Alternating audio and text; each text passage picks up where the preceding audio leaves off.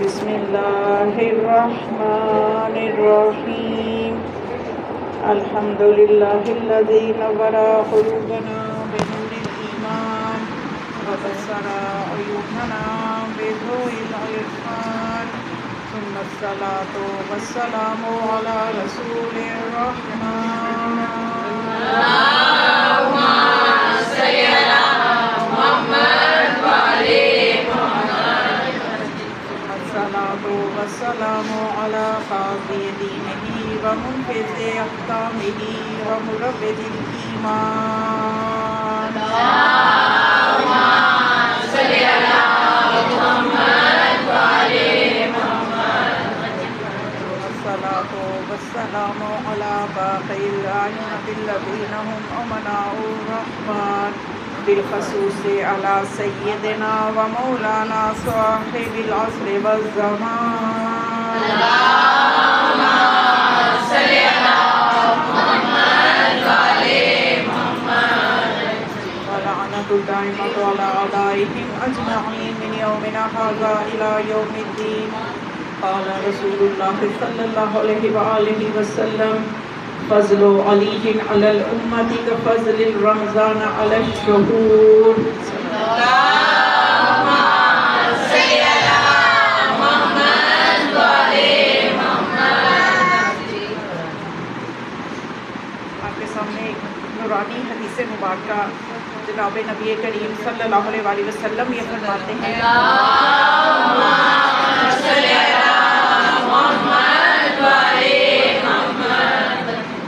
فضل علی علی الامت کفضل رمضان علی الشہور، میرے بھائی علی کی فضیلت پوری امت پر اس طرح سے ہے جیسے ماہ رمضان کی فضیلت باقی مہینوں پر۔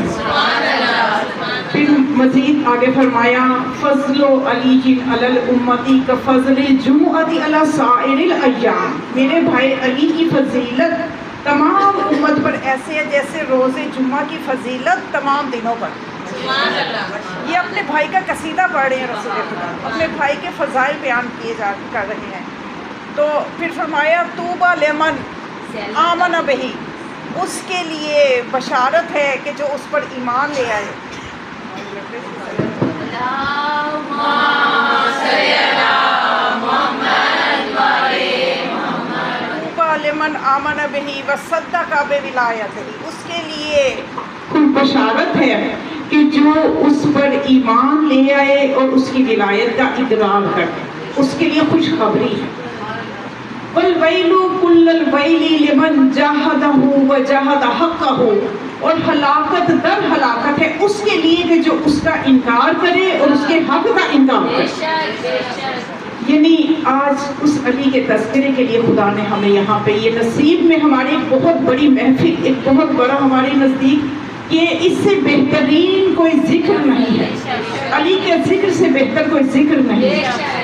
اتنا عظیم ذکر کہ رسول جو انبیاء کا سردار ہے، جو خدا کے بعد کائنات میں سب سے بڑی ہستی ہے، وہ یہ فرماتا نظر آئے کہ ذکر و علی عبادہ، کہ میرے بھائی علی کا ذکر عبادت ہے۔ نعرہ تکبیر، اللہ اکبر، نعرہ رسالت، یا رسول اللہ، نعرہ حیدری، یا حیدری، یا علی محمد والے محمد صلوات، اللہم صلی علی محمد والے محمد۔ النظر الی وجہ علی ابن ابی طالب عبادہ، ذکر تو چلو بات ہے نا کہ اس کے لیے تھوڑی محنت کرنی پڑے گی، زبان ہلانی پڑے گی، لیکن بہت آسان ہو گیا کہ جب رسول نے یہ فرمایا کہ علی کے چہرے کی طرف دیکھنا عبادت، صرف چہرے کی طرف دیکھنا عبادت۔ تو یہ روایات جو ہیں جب یہ پہنچتی ہیں دوسرے مسلمانوں تک تو یہ سمجھتے ہیں کہ شاید یہ شیعوں نے اپنے سے کر لی۔ اگر یہ اپنی کتابوں میں بھی دیکھیں تو انہیں نظر آ جائے گا کہ یہ تواتر کے ساتھ نقل ہونے والی روایات ہیں، یہ صرف ہماری کتابوں میں نہیں ہے، بلکہ ابن کثیر جس نے کہ پہلے تو اس روایت کو ضعیف کہا، انکار کیا اور کہا کہ یہ جو کہتے ہیں نا، یہ جو روایت ہے کہ النظر الی وجہ علی عبادہ، یہ روایت ضعیف ہے۔ اچھا، اس کے بعد کیا یہ علی کی ذات کو سمجھنے کی کوشش کریں۔ علی وہ ہستی ہے کہ اگر انکار کرو گے تو کئی دفعہ منوا دے گا وہ اپنی عظمت کو، تمہیں ماننا پڑے گا، اس لیے کہ یہ خدا چاہتا ہے کہ میرے علی کے فضائل سے دنیا گونجے۔ آپ انکار کریں گے لیکن اس انکار کے بدلے آپ کو کئی اقرار کرنے پڑ جائیں گے۔ تو جب بھی یہ اس نے لکھا نا ابن کثیر نے اپنی تفسیر میں کہ یہ روایت ضعیف ہے، تو اس کے بعد حاشیہ میں لکھا کہ انہوں نے یہ روایت ایسے بنا لی، ہوتا بس یہ تھا، اب وہ تفسیر بتا رہا ہے، اس تفسیر میں وہ کیا کہہ رہے ہیں، ہوتا بس یہ تھا کہ جب علی اپنے گھر سے نکلتے تھے تو لوگوں کی جب نگاہ پڑتی تھی تو وہ یہ کہتے تھے ما افتح ھذا، یہ کیسا نوجوان ہے، لا الہ الا اللہ۔ پھر کہتے تھے ما اشجع ھذا الرجل، یہ کیسا شجیع مرد ہے، لا الہ الا اللہ۔ پھر کہتے تھے ما احسن، لا الہ الا اللہ، یہ کیسا حسین مرد ہے، لا الہ الا اللہ۔ تو بھائی سمجھ میں نہیں آیا کہ جس لا الہ الا اللہ کو منوانے کے لیے انبیاء نے قربانیاں دی، وہ لا الہ الا اللہ صرف علی کے چہرے کو دیکھنے پر لے۔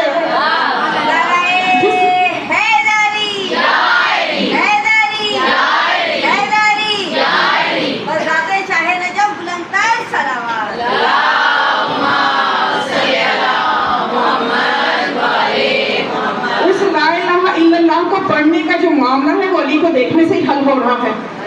تو اب علی کو دیکھ کے کیا آپ کو نظر آیا؟ علی کو دیکھ کے خدا نظر آیا، علی کو دیکھ کے آپ کو کدھر آپ کی توجہ گئی؟ خدا کی طرف گئی۔ تو اب علی کا جو ذکر عبادت بنا تو کس طرح سے بنا؟ یہ بھی بس سمجھنے کی چیز ہے کہ علی کے ذکر سے کیا مراد ہے کہ جب آپ کسی کا تذکرہ کرتے ہیں تو اس کی خوبیوں کا ذکر کرتے ہیں، اس کی صفات کا ذکر کرتے ہیں۔ اب اگر آپ علی کی شجاعت کا ذکر کریں گے تو تب بھی خدا ہی یاد آئے گا کہ علی نے کس کی راہ میں میدانوں میں جنگیں کی، خدا کی راہ میں، تو بات کہاں جائے گی؟ خدا تک جائے گی۔ اگر علی کی سخاوت کو دیکھیں گے تو آپ کو سمجھ میں آئے گا کہ یہ وہ علی ہے کہ جس کے سخی ہونے پہ، جس کی سخاوت کرنے پہ خدا نے ولایت کا عہدہ عطا کر دیا۔ آیا ولایت میں کیا فرمایا؟ سخاوت کی تھی نا مولا نے، اس انداز سے سخاوت کی تھی، اس انداز سے حالت رکوع میں انگوٹھی دی تھی۔ خدا اتنا خوش ہوا کہ خدا نے ولایت کا عہدہ عطا کرتے ہوئے جبرائیل کو بھیجا اور یہ آیت دے کے بھیجا، انما ولیکم اللہ ورسولہ والذین آمنوا الذین یقیمون الصلاۃ ویؤتون الزکاۃ وہم راکعون، کہ وہ لوگ کہ ایک تو اللہ تمہارا ولی ہے، رسول ولی ہے، اور وہ ولی ہے کہ جو نماز قائم کرتا ہے، زکات دیتا ہے حالت رکوع میں۔ نشانی بھی ساتھ بتا دی کہ اب بتاؤ کس نے حالت رکوع میں زکات دی، تاکہ کوئی اگر صرف خدا بھیج دیتا نا جبرائیل کو کہہ کے کہ جو زکات دیتے ہیں تو کئی اٹھ جاتے ہیں ہم بھی زکات دیتے ہیں، یہ ہم ولی ہیں۔ تو خدا نے مخصوص کر دیا ہم راکعون، جب کہ وہ حالت رکوع میں ہوتے ہیں۔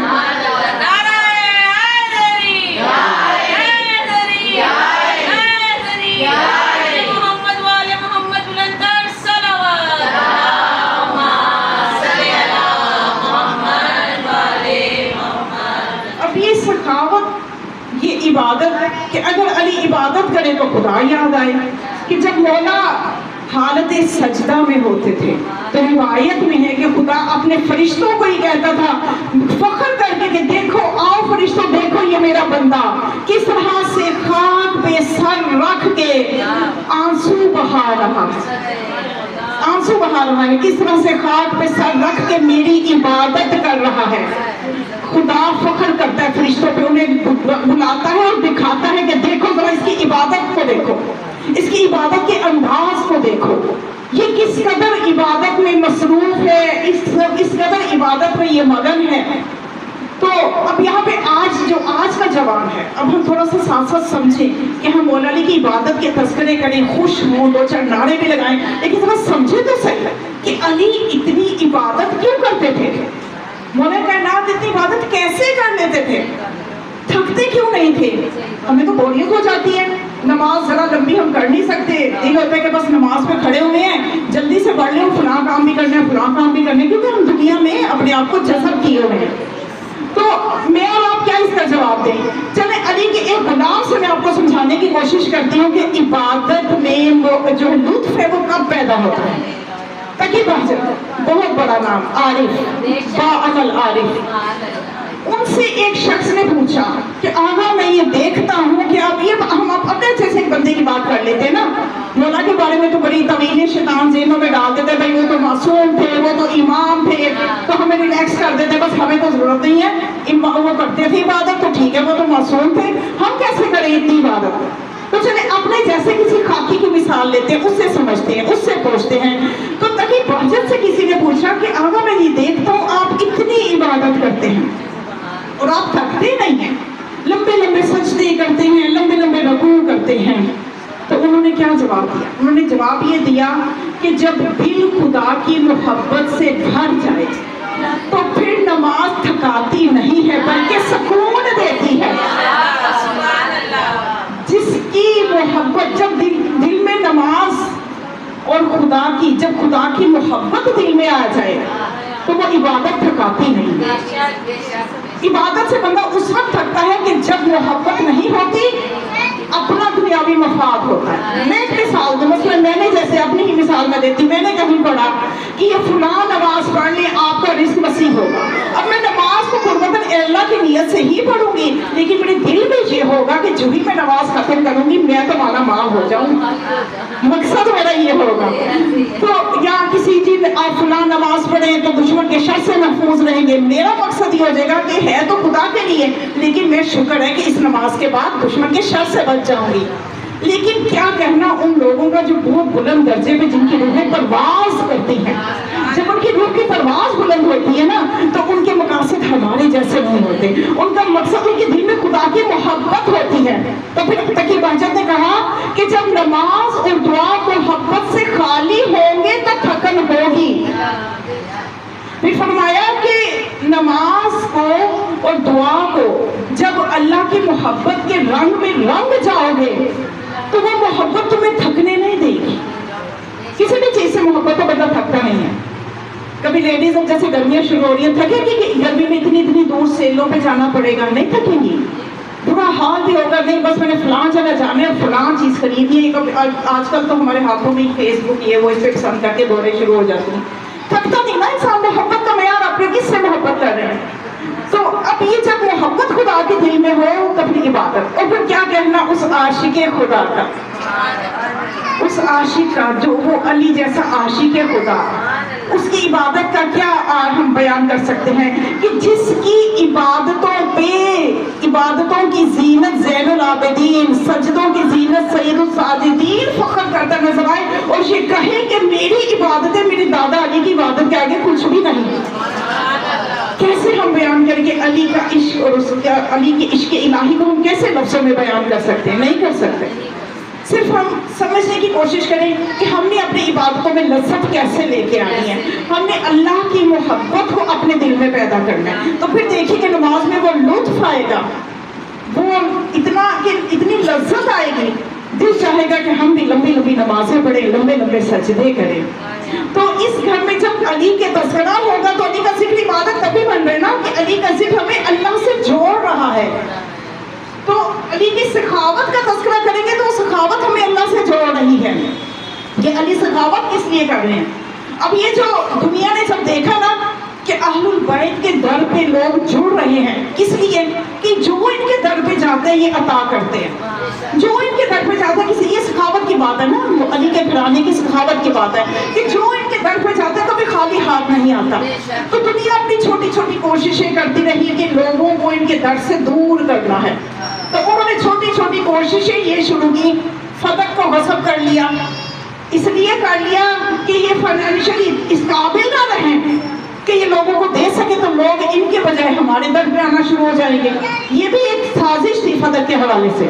تو اب جب وہ کیا سمجھیں کہ یہ کیا ہستیاں ہیں، ان کا عطا کرنا کیا ہے، ان کا عطا کرنا کیا ہے. فدق لے بھی لیا تو سخاوت کا وہی عالم اس لیے رہا کہ یہ ہستیاں صرف اس وقت عطا نہیں کرتی کہ جب ان کے پاس ہوتا ہے، جب نہیں بھی ہوتا یہ اپنی خواہش کو چھوڑ دیتی ہیں، اپنی ضرورت کو پیچھے کر دیتی ہیں، دوسرے کی ضرورت کو پورا کر دیتی ہیں. تو جب یہ اس طرح سے اس انداز سے سخاوت کرتی ہیں تو تب بھی آیتیں انہی کے لیے آئیں گی. وَيُطْعِمُونَ الطَّعَامَ عَلَىٰ حُبِّهِ مِسْكِینًا وَیَتِیمًا وَأَسِیرًا، کہ وہ عطا کرتے ہیں اہل بیت کے گھر میں صرف وہی چیز، وہی افطار ہے جو ان کے سامنے ہے، کیونکہ جوڑوں کے 3 حصے کیے تھے نا جناب سیدہ نے، 3 روزوں کی منت تھی، 3 دن ہر روز جتنی جوڑوں کو وہ صاف کرتی تھی اتنا ہی ان کو معاوضہ اس حساب سے پھر وہ 3 حصوں میں 3 افطاریوں پہ تقسیم کیا ہوا تھا۔ اب اہل بیت بیٹھے ہوئے ہیں افطار کے دسترخوان پہ، ان کے پاس ہر ایک کے سامنے جو ایک روٹی ہے وہی ایک روٹی ہے۔ اب ہمارے پاس کیا ہوتا ہے کہ جب ہماری اپنی ضرورت سے چیز بڑھے گی تو ہم دیں گے، ہم اپنے کو 6 مہینے کا سیو کر کے آگے دینے کا سوچیں گے، ایسا ہی ہے نا۔ لیکن اہل بیت کیا کریں گے، ان کے پاس وہی روٹی ہے۔ پہلے دن مسکین آیا، ہر ایک نے اپنی روٹی اٹھا کے دے دی۔ دوسرے دن اب یہاں پہ اس آیت میں یطعمون الطعام علی حبہ، یہ جو ہی کی ضمیر ہے نا، یہ کس کی طرف جا رہی ہے؟ حب ہی، اللہ کی محبت میں نہیں، یہ یہاں پہ مفسرین نے لکھا ہے حب ہی کی ضمیر، ہی کی ضمیر طعام کی طرف، غذا کی طرف جا رہی ہے، کہ یعنی ابھی نے خود بھی ضرورت ہے اس کی، اور وہ یطعمون الطعام، وہ اطعام دیتے ہیں، کھانا کھلاتے ہیں، علی حبہ ہی یعنی اپنی ضرورت کے باوجود، حب کا مطلب ضرورت، یعنی ان کو خود بھی محبت ہے، خود بھی ان کو اس وقت ضرورت ہے، لیکن اس غذا کی ضرورت کے باوجود وہ دوسرے کو دے رہے ہیں۔ اسی طرح دوسرے دن، اسی طرح تیسرے دن، تو پھر خدا نے کیا اعزاز دیا؟ سورہ دہر کی آیتیں اتری۔ آیتیں ایسے تھوڑی اتر جاتی ہیں کہ آپ نے کسی کو حالت رکوع میں انگوٹھی دیتے دیکھا، خود 40 دن انگوٹھی دیتے رہے، آیت نہ آئی، تو آیتیں ایسے تھوڑی آ جاتی ہیں۔ آپ نیت دیکھیں اور پھر ان کا مرتبہ مقام آل محمد سمجھنے کی کوشش کریں کہ جب انہوں نے 3 دن یہ سخاوت کی تو خدا نے پھر یہ بھی کہا، اب نیت آل محمد کی ہے، الفاظ خدا کے ہیں، خدا جانتا ہے ان کی نیتوں کو، تو خدا نے کہا کہ یہ کس لیے دے رہے ہیں؟ یہ اس لیے دے رہے ہیں لا نريد منکم جزاء ولا شکورا، کہ ہم اللہ کے لیے ہی دے رہے ہیں، اس سے ہمیں نہ تو کوئی شکریہ چاہیے نہ کوئی جزا چاہیے۔ یہ انداز سخاوت ہے۔ اگر اہل بیت سے لے بھی لیں گے تو اس درسے کو تب بھی خالی نہیں جائے گا، اگر سیدہ کے پاس ایک ہار رہ جائے گا نا، وہ بھی اتار کے دے دیں گی کہ جاؤ اس سے اپنا تم اسباب کر۔ سمجھنے کی ضرورت ہے کہ یہ وہ ہستیاں ہیں کہ یہ ان کا مقام سخاوت ہے۔ تو مولا کائنات جن کے تذکرے کے لیے ہم یہاں پہ ہیں، ہم خوش نصیب ہیں جو علی کے تذکرے کے لیے، کہ جس کا ذکر عبادت، حالت روزہ ہے وہ ایک الگ عبادت، اور مہینہ ایسا کہ سانس لینا عبادت، تسبیح کا ثواب ہے سانس لینا، اور ذکر علی ہو رہا ہے تو نور علی نور ہے۔ تو یہ کیسے ہو سکتا ہے کہ جب یہ مجلس ختم ہو اور آپ اٹھ کے جائیں تو کوئی ایک گناہ بھی ہمارا باقی رہ جائے؟ ہرگز نہیں۔ میرا تو یہ ایمان ہے، میرا تو یہ یقین ہے۔ بس اب آپ جب یہاں سے اٹھ کے جائیں، افطار کر کے جائیں خیر سے، تو اپنی نئی زندگی کا آغاز کریں، سمجھ لیں کہ آپ کا نیا نامہ اعمال کھل جائے گا۔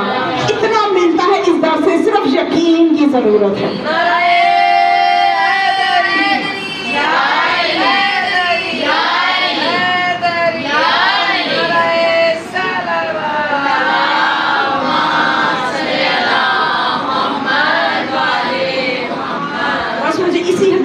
تھوڑا سا آگے بڑھنا ہے کہ جب یہی حدیث، یہی روایت، یہی کلمات نورانی حضرت عائشہ نے بھی سنے تو وہ ایک دفعہ اپنے بابا کے گھر گئی،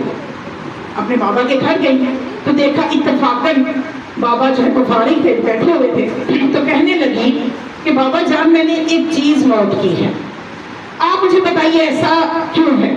تو وہ پوچھا بیٹا کیا نوٹ کیا؟ کہنے کہ میں نے یہ نوٹ کیا، میں نے یہ نوٹس کیا ہے کہ جب بھی علی ہمارے درمیان موجود ہوتے ہیں، آپ بات میرے سے کر رہے ہو، دیکھ علی کی طرف رہے ہوتے ہیں، دیکھ علی کی طرف رہے ہوتے ہیں، تو اس کی وجہ کیا ہے؟ تو بابا جان نے بتایا کہ دیکھو بیٹا، میں نے اپنے کانوں سے سنا ہے کہ علی کے چہرے کی طرف دیکھنا عبادت ہے، میں عبادت کر رہا ہوتا ہوں۔ اب پھر بھی تسلی نہ ہوئی۔ واپس جب وہ بی بی آئیں اپنے گھر تو رسول اللہ سے پوچھا کہ یا رسول اللہ، اے نبی اللہ، بتائیے کہ آپ نے یہ فرمایا ہے کہ علی کا چہرہ دیکھنا عبادت ہے؟ تو رسول اللہ نے فرمایا بالکل عبادت ہے۔ تو پھر کہنے لگی اچھا ایک زمانہ آئے گا تو علی نہیں ہوں گے، تو پھر اس زمانے کے لوگ کیسے عبادت کریں گے؟ تو پھر آپ نے فرمایا کہ علی کا ذکر عبادت بن جائے گا، علی کا ذکر عبادت بن جائے گا۔ پھر کہنے لگی کہ اگر علی کے ذکر میں ایک زمانہ آئے پابندی لگ جائے تو اس زمانے کے لوگ اس عبادت سے محروم رہیں گے. تو فرمایا محروم وہ بھی نہیں رہیں گے. حب علی ہی نہیں عبادت، علی کی محبت دل میں رکھنا عبادت ہے.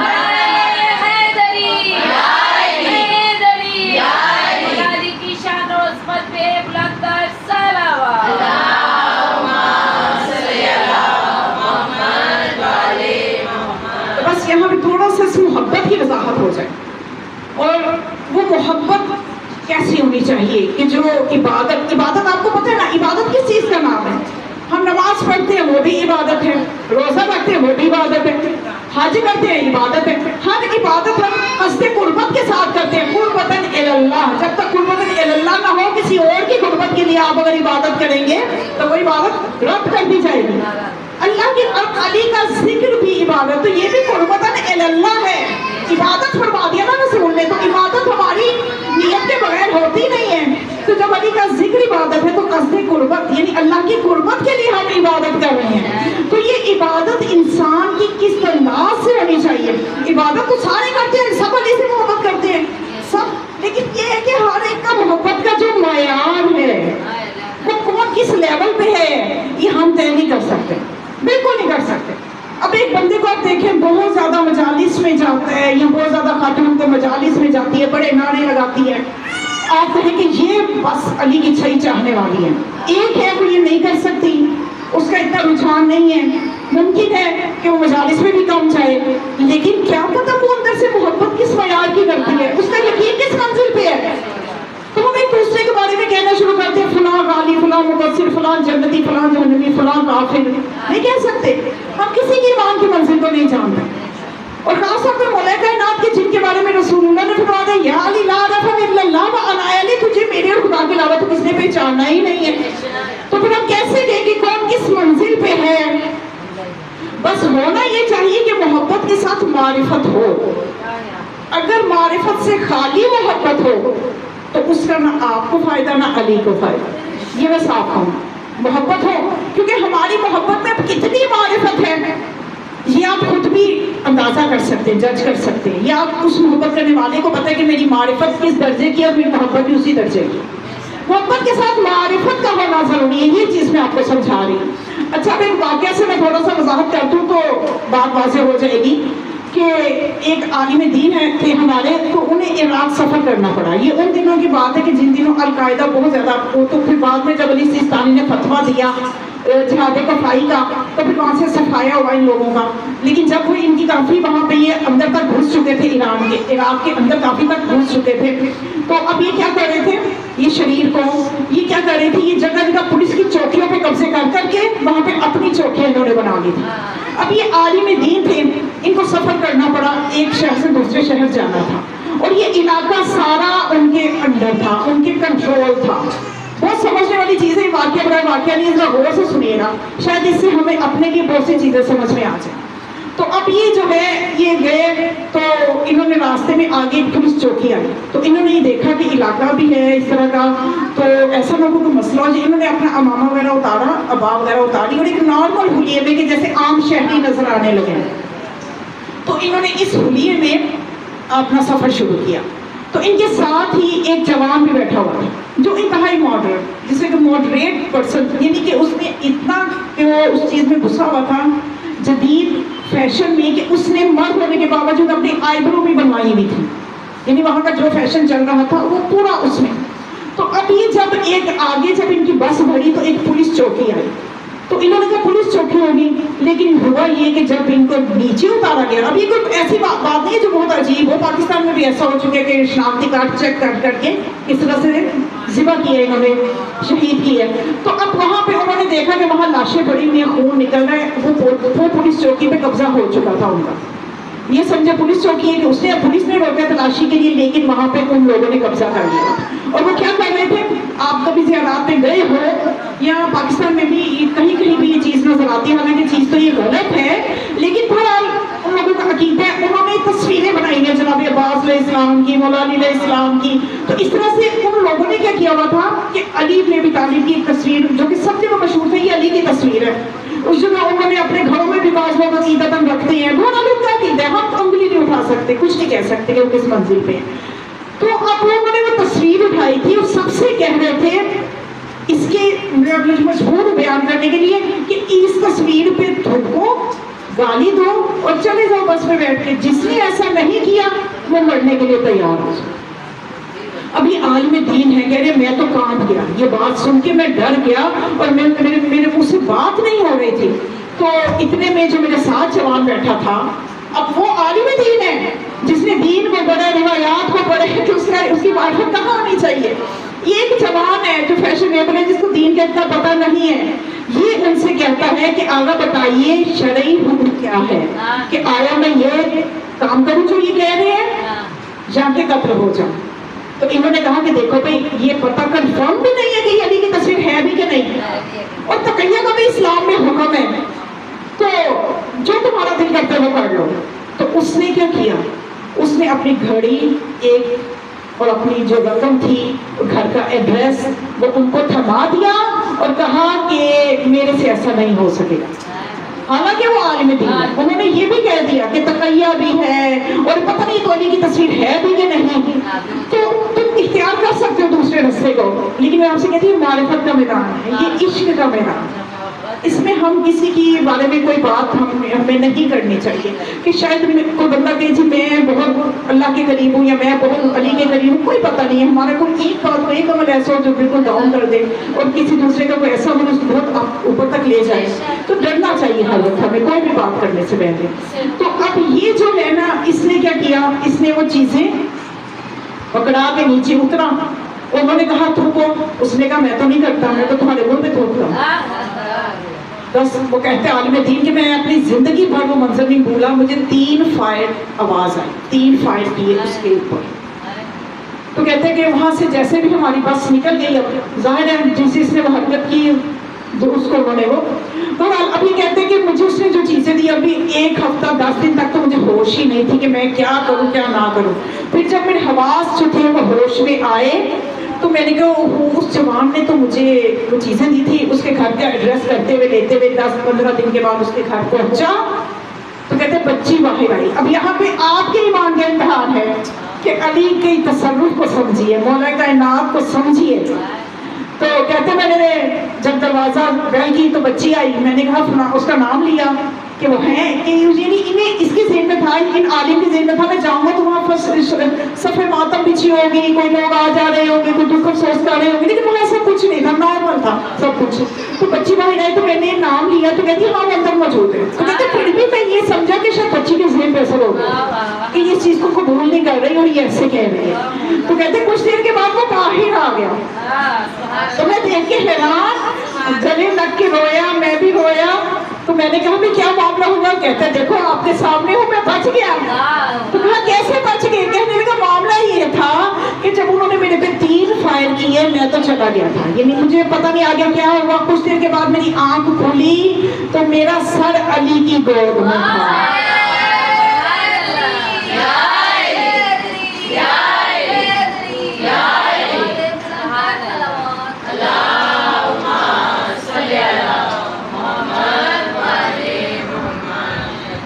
میرا سر علی کی گود میں. تو مولا کائنات نے کہتے ہیں کہ میرے سے پوچھا، مجھے میرے گھر والے دکھائے، میرے بچے دکھائے. تو میرے سے پوچھا کیا چاہتے ہو، جانا چاہتے ہو ان کے پاس؟ تو ذرا سمجھیے کہ بعض اوقات انسان جو ہے نا کسی دوسرے کو ہم سمجھ نہیں پاتے. تو وہ کہتے ہیں اب یہ وہ تو مشکل تھا جو فیصلہ اس نے اس وقت لیا تھا، یہ فیصلہ اس سے بھی مشکل تھا کہ اس نے گھر والوں کو بچوں کو دیکھا تو کہا کہ نہیں علی میں آپ کے ساتھ ہی جانا چاہتا ہوں، مجھے اب گھر نہیں جانا. مولا آپشن دے رہے ہیں، کہتے کہ نہیں. پھر مولا نے سمجھایا کہ دیکھو تمہارا بھی وقت نہیں ہے، تمہارا بھی وقت نہیں ہے. تو کہتے ہیں مولا نے وہ جو 2 فائر ایسے تھے کہ ان کے اوپر اپنا ہاتھ رکھا تو یوں لگا کہ جیسے سارا کام ٹھیک ہو گیا. اس کے بعد مجھے ہوش نہ رہی تو میں نے آنکھ کھولی تو میں ہسپتال میں تھا. کون مجھے وہاں لے گیا تو ڈاکٹروں نے بتایا کہ تمہارے صرف ایک ہی فائر لگا تھا، وہ ہم نے نکال دیا، وہ محفوظ تھا. تو جو اس نے کہا کہ مجھے تو اس طرح سے کہا نہیں ہمیں تو 2 فائر کا پتہ نہیں، ہمیں تو ایک ہی نظر آیا، وہ بھی ابھی اس کا زہر نہیں پھیلا تھا، وہ ہم نے نکال دیا، اب تو بالکل ٹھیک ہو. تو یہ ہستیاں جب دینے پہ آئیں، ہماری کمزوریاں ہم ان کو سمجھے نہیں ہیں. हम इनको समझे नहीं। हमारी मार्फत यकीन की कमजोरी है जो हमें आगे बढ़ने नहीं देती, प्रवास नहीं करने देती हमारी रूह को। शैतान है जो हमें तरह तरह की उल्टी सीधी दलीलें दे के हमें इस दर से दूर करना चाहता है। तो बस मोमिनात, मोहब्बत हो तो मारिफत वाली हो, फिर देखे क्या मिलता है। उसकी मोहब्बत थी मारिफत वाली मोहब्बत थी, मारिफत वाली मोहब्बत थी।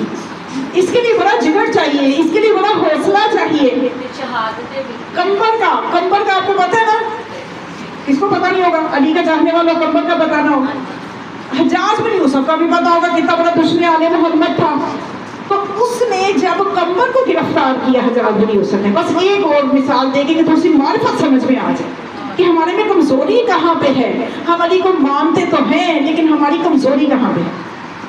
तो जब कंबर को उसने गिरफ्तार किया तो पूछने लगा कि कंबर साहब बस ये तो बता कि तू भी अपने अली का बड़ा करीबी था, बड़े तो कसीदे अपने अली के पढ़ता है, ये बता कि जब अली जिंदा थे तेरे जिम्मे क्या काम हुआ करता था, तू क्या काम किया करता था, अली ने तेरे जिम्मे क्या लगाया था। तो कंबर कहने लगा कि मेरे जिम्मे उनके वुजू का इंतजाम करना था, उनकी नमाज के लिए मुसल्ला बिछाना। ये मेरा क्या किस्मत है कंबर की जो अली के वुजू के लिए पानी का बंदोबस्त करे।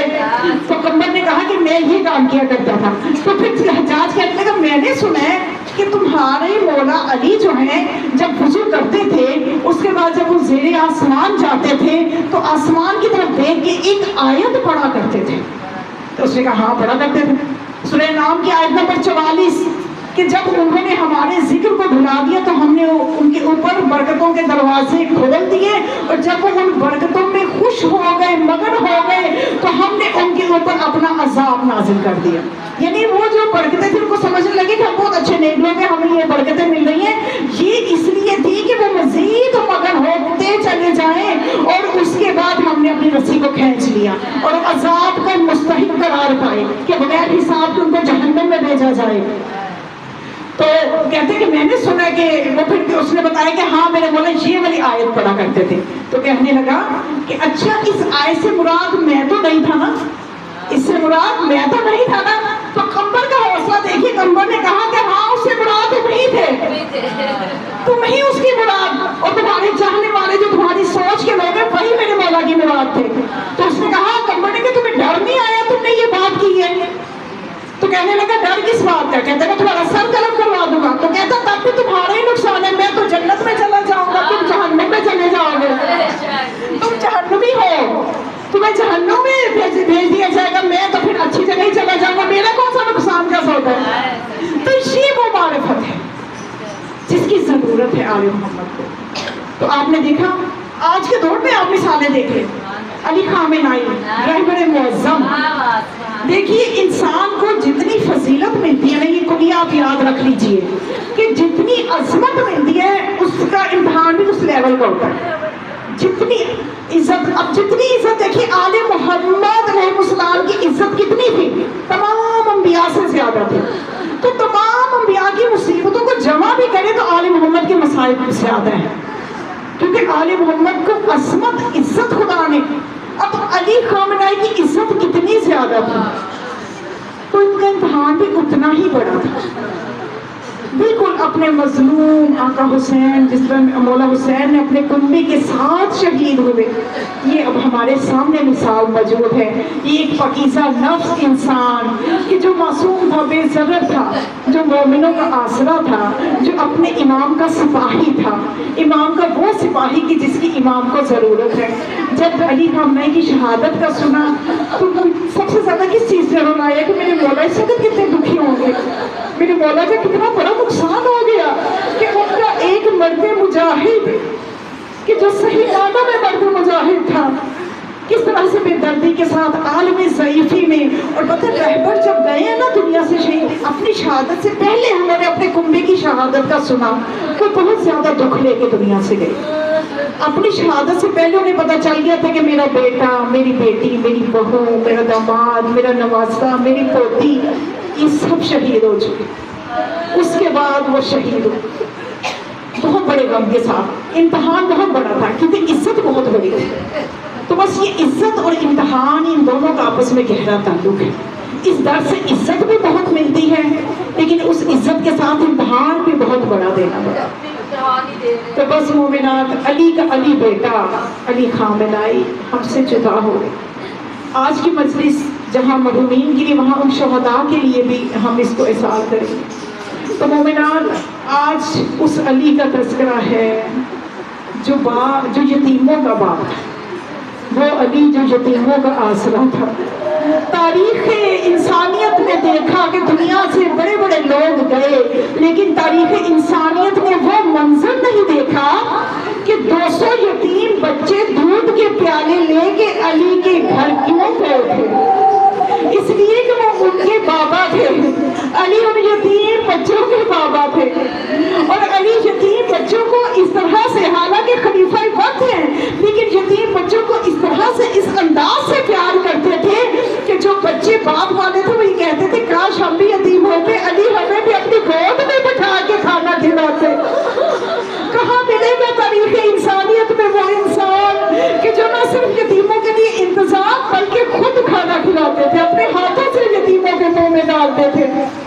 وہ بے زبر انسان، وہ شفیق باپ جو امت کا شفیق باپ تھا، جس کے فضائل نبی نے پڑھے تھے، جس کے فضائل قرآن میں موجود تھے۔ آج اس علی کا پرسہ دینا ہے، کس کو دینا ہے؟ رسول اللہ کو دینا ہے، جو رسول اللہ کی جان تھا، جس کے بارے میں رسول فرماتے تھے علی میری جان ہے، علی مجھ سے ہے، میں علی سے ہوں۔ یا رسول اللہ، آئیے آج آپ اس علی کا پرسہ لیجئے، اس علی کی مظلومیت کا پرسہ لیجئے کہ جس سے آپ عشق کرتے تھے۔ آج زہرا کو پرسہ دینا ہے۔ ایام فاطمیہ میں علی کو زہرا کا پرسہ دیا تھا نا، آج زہرا کو علی کا پرسہ دینا ہے۔ یہ شہزادی، آئیے اپنے شوہر کا پرسہ لیجئے کہ آپ کے جانے کے بعد علی پہ اتنی مصیبتیں آئی ہیں، آپ کے جانے کے بعد کس کس طرح کے امتحانات سے مولا کو گزرنا پڑا ہے۔ تو بس مومنات، ابھی کل کا جو دن آئے گا وہ شب ضربت ہوگی، شب ضربت ہوگی، 19 ماہ رمضان کی شب ہوگی، اور بس یہ وہ شب تھی کہ جس شب میں آپ اپنی بیٹی ام کلثوم کے گھر میں تھے۔ بیٹی افطار کا سامان لے کے آئی، اس میں کیا تھا؟ دودھ تھا، نمک تھا اور جو کی روٹی تھی۔ یہ افطار ہے خلیفہ وقت کا۔ دنیا جواب دے کہ دنیا میں کون سا ایسا خلیفہ ہے جو جس کی افطار میں نمک، دودھ اور جو کی روٹی ہو، اور اپنی بیٹی سے کہے کہ ان میں سے ایک اٹھا لو۔ اے بیٹا، تم نے دیکھا تیرے بابا نے کبھی اپنے دسترخوان میں ایک سے زیادہ نعمتیں نہیں رکھی، تو بیٹی تھی دل کیا کہ نمک اٹھا لے، لیکن مولا نے فرمایا نہیں بیٹا، دودھ اٹھا لو۔ یہ علی کا دسترخوان ہے، یہ وہ سادگی کی مثال ہے، یہ وہ علی کا دسترخوان ہے۔ تو بس مولا نے 2 لقموں سے افطار کیا، اور بی بی ام کلثوم یہ بتاتی ہے کہ اس رات میرے بابا بہت بے چین تھے، شب قدر تھی، عبادت کرتے تھے، لیکن بار بار باہر آ کے، زیر آسمان آ کے تو ایک جملہ کہتے تھے، یہی وہ بات ہے جس کا میرے حبیب نے میرے سے وعدہ لیا تھا، قسم خدا کی یہی وہ بات ہے۔ تو مومنات، یہ سوال آج ہم سے بھی ہوتا ہے، اور امام علی رضا سے بھی ان کی امامت کے دور میں ایک شخص نے پوچھا، حاکم وقت نے پوچھا، مامون نے غالباً پوچھا کہ اے علی کے فرزند یہ بتائیے، ہم نے سنا ہے کہ آپ کے دادا علی کو یہ معلوم تھا کہ میں مسجد میں جاؤں گا تو وہاں پہ شہادت ہوگی، تو کیا آپ کے دادا علی کو معلوم تھا؟ تو میرے مولا نے، امام رضا نے یہ فرمایا، ہاں میرے دادا علی جانتے تھے۔ تو پھر کہنے لگا پھر کیوں مسجد میں گئے؟ تو میرے مولا نے جواب یہ دیا کہ میرے دادا علی کے پاس اختیار تھا، کہ خدا نے میرے دادا علی سے کہا تھا یا تو مجھ سے ملاقات کر لو یا دائمی زندگی پالو۔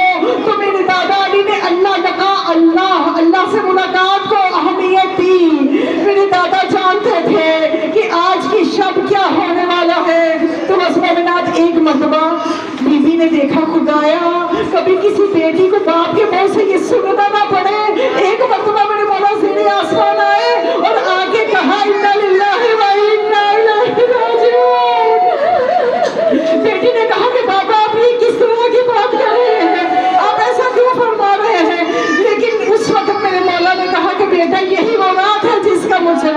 گیا تھا. پھر ایک مرتبہ میرے مولا نے ستاروں کو دیکھا. ذرا محسوس کیجیے گا علی کی غربت کو, علی کے رتبے کو محسوس کیجیے گا. ستاروں کو دیکھ کے کہا اے ستاروں تباہ رہنا, میں نے تمہیں ڈوبتے نکلتے دیکھا, تم نے کبھی علی کو سوتے نہیں دیکھا. یہ علی کی عبادت کا عالم ہے, یہ میرے مولا کی عبادت کا عالم ہے. تو بس مومنات, جب میرے مولا وہاں سے نکلنے لگے تو کہا ام کلثوم سے کہ اے میری بیٹی, یہ مرغابیاں جو مولا کو گھیر رہی تھی اور بینڈ کر رہی تھی, تو مولا نے کہا کہ بیٹا اگر ان کو ٹائم پہ دانا پانی نہ دے سکو تو ان کو آزاد کر دینا, دیکھو ان کو بھوکا نہ رکھنا. میرے ذہن میں آیا کہ مولا یہ 40 ہجری کا کوفہ ہے کہ آپ کو مرغابیوں کی بھی فکر ہے. 61 ہجری کا کوفہ ہوگا, آپ کی بیٹیاں ہوں گی, ننھی سکینہ ہوگی اور بھوک سے تڑپ رہی ہوگی, اور کوئی صدقے کی کھجوریں پھینکے گا. مولا آج آپ سے ان مرغابیوں کی بھوک برداشت نہیں ہے. بس مومنات, میرے مولا تشریف لے گئے مسجد میں, اور بات کہتے ہیں روایت میں ہے کہ جب مولا تشریف لے گئے اور فجر کی نماز کی پہلی رکعت کا دوسرا سجدہ تھا,